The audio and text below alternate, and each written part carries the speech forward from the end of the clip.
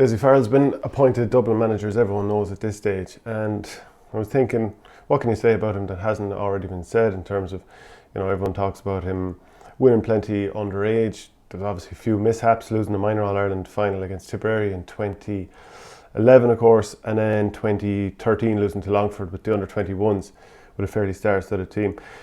So I decided I'd look back at some of the interviews that I've done both with Dessie in group scenarios with the media and about him over the last number of years. So in 2014, a group of us print journalists asked Cormac Costello who his hero was growing up, and funnily enough he goes, there was a lot of them, Dessie Farrell, and I was lucky to play under him at minor and under 21. He was a big hero of mine growing up. So straight away there's going to be players that are older than Cormac Costello for sure, that will have grown up watching Dessie Farrell. So it's never a harm to have someone that you looked up to at the front of the dressing room leading things. I was just thinking then about some of the players that would have played under Dessie Farrell, maybe minor and under 21. One, for example, is Conor McHugh, who he had at with Na Fianna this year, which is obviously both of it's their home club for both of them. Definitely, if we think of, first of all, Conor McHugh was always seen as a potential brilliant talent for Dublin, and actually he was quite a good hurler underage too, played for the Dublin Miners. But if you think of his kind of landmark performance at club level, that would have been against Ballyboden in the Dublin knockout series this year, when he was unplayable, and Ballyboden have obviously gone on and won Leinster ever since. But only for Declan O'Mahony doing that tackle off the ball, which was very, very poor form, and it ended up getting Conor McHugh getting a second card and then not being able to come back on for extra time, which was decisive. But Na Fianna had drawn with Boden, and God knows what would have happened otherwise. Dessie Farrell could still be in the Leinster Championship, still operating as manager in Na Fianna, and maybe this appointment couldn't have been made when it was. Next thing then, I suppose, I mentioned that 2011 All-Ireland loss to Tipperary, which at the time nobody saw coming at all. Dublin were huge favourites. I remember they started the game like a house on fire.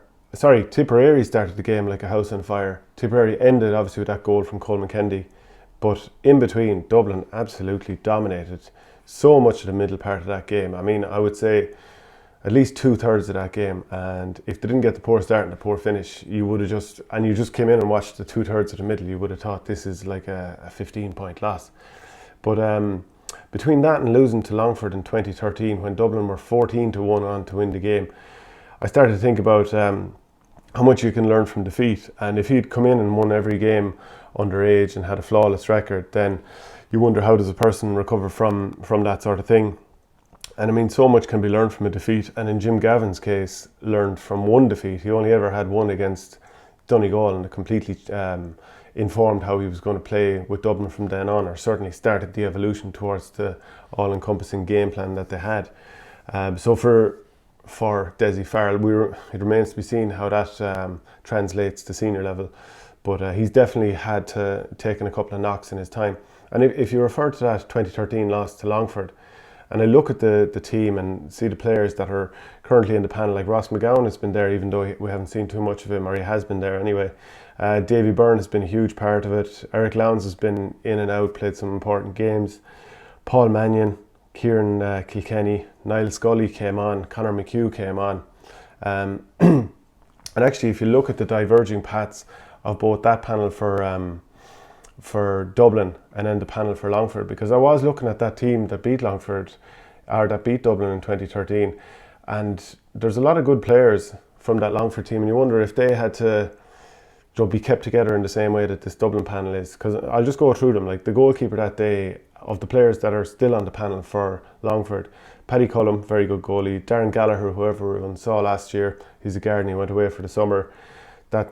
I know Dublin players step away now and again, but because of the volume of players they brought through, they can probably absorb it a bit better when the likes of Jack McCaffrey or Ross O'Carroll goes away for a year. Rory O'Carroll even. Barry O'Farrell was another Longford guy. Daniel Mimna, he's still on the panel, a brilliant player, man of the match in the Longford County Final this year. But then if you look at the players that were either regular or on the panel until last year with Longford, Pádraig Davis will now be operating without Barry McKeown, James McGivney, Robbie Smith, Pádraig McCormack and Mark Hughes, who were all really, really important players. And it kind of comes back to one of the, people always talk about the advantages that Dublin have, but one of the things that they do have is because you've got, I don't know, I suppose the best training facility is the best kind of setup and all that kind of stuff. Players are so unlikely to walk away, and rightly so, because it's a brilliant setup. You want to be part of it, you want to be winning stuff. Whereas the likes of a Longford and so many other kind of mid to lower level counties, players are walking away because what's the point? But anyway, it just shows that since then, Dublin have managed to use a lot of those same players. I didn't even mention Jack McCaffrey, of course, he was part of it. But a lot of those same players have gone on to become some of the best players in the country. McCaffrey, Paul Mannion and Kieran Kilkenny. So the replay he get, or his performance in the replay against Kerry kind of said it all. Another couple of things, looking back on some old interviews like I mentioned earlier. One was in December 2013. Now Dublin would have won their second All-Ireland in 3 years at this stage. So it would have been Jim Gavin's first All-Ireland in 2013 after beating Mayo. And there was a Mountguard initiative that I think the GPA were involved in that was on in Croke Park. And the Dublin chief executive, John Costello, he had kind of poured water on the idea of Dublin being split in two earlier that week. And Farrell kind of tended to agree. So he was the former minor manager at that stage and the current under-21 manager.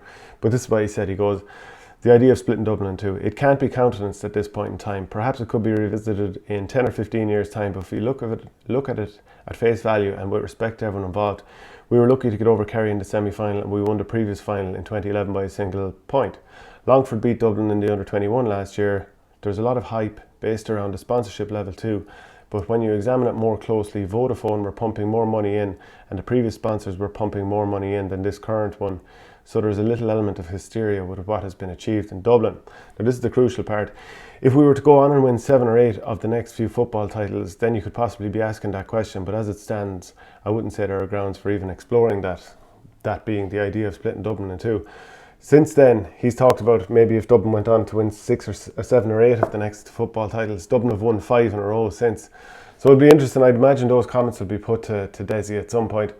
I said many times, I don't think Dublin should be split in two because you're simply erasing a county's identity. So I think that's unfair, but definitely the idea of pumping far more in, and we saw the Dublin accounts this week, the amount of money that they're generating.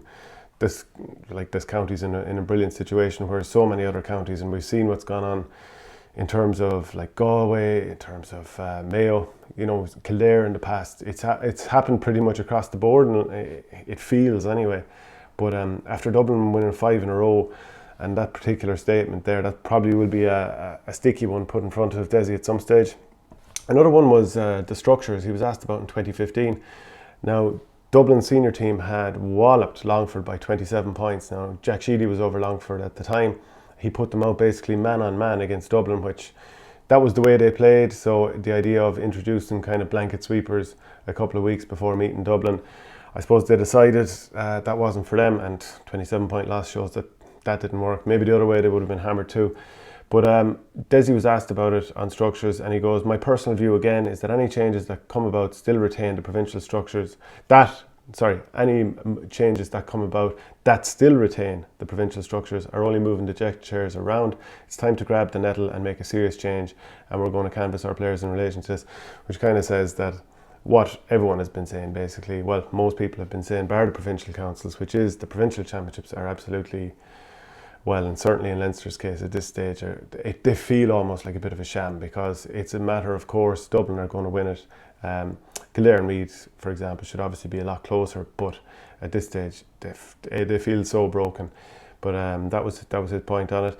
So that's just a look at some of the thoughts that and interactions with Dessie over the years, and it'll be interesting to see how it goes for him. Based on how Nafina went in the championship this year, looked a good prospect, played some attacking football, finding that marquee man Conor McHugh inside, possibly play, like maybe that's probably his style of football, and maybe what we'll see. And it just remains to be seen how strong they are, because like it doesn't matter how good the previous regime is, if you bring in someone and they change things and the players don't like it or respond to it, things can start to fall apart kind of quickly, or noses can be put out of joint. Players, like there was an established order of who were maybe the main players, who were the big dogs, and a new man can come in and change that, and you can have a ripple effect. So we'll see how it pans out.